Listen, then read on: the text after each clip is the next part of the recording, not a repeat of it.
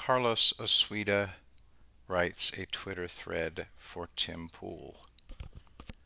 Dear Tim Pool, you're afraid of a 2-week quarantine of your state? You've been telling us COVID-19 is the end of the world, but you're not willing to help stop the spread?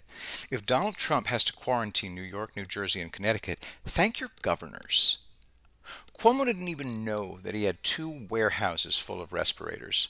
The feds had to tell him where to find them in his own state. You said, now it's personal? So this was all abstract until it began to impact you personally? Since you've been saying this is the end of the world, let me remind you of what happened during the 2 world wars, young man. The government quarantined the entire country. You couldn't buy gasoline, new tires, or meat. Entire businesses were confiscated. Blackout wardens came to your house and made you shut off your lights. During World War II, your broadcasts would have been shut down. You would have been drafted. How would you like to be this guy?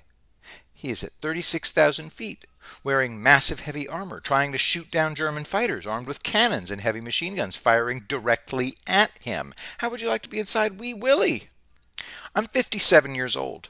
When I was a child, my neighbor came home from Vietnam. He was a Marine, nicest guy in the world.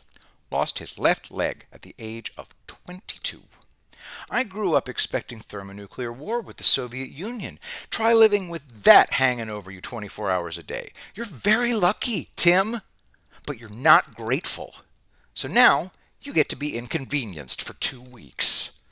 You say that COVID-19 is the end of the world, but you're bitching about not being able to leave the state for 2 weeks. I was born and raised in a third world country.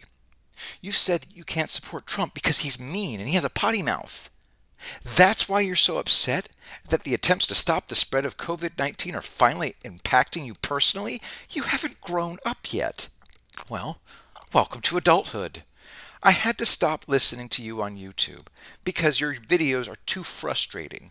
I even subscribed to help you, but the panic mongering and endless bitching about how you don't like Trump has made it hard. Complaining about a quarantine is the final straw. You simply don't get anything that's happening. I can't waste any more time on you. It's a shame, because in all other ways you're outstanding. But the Trump blind spot and the claims that nobody has any good solutions are too much. Good luck. Godspeed. And try to grow up.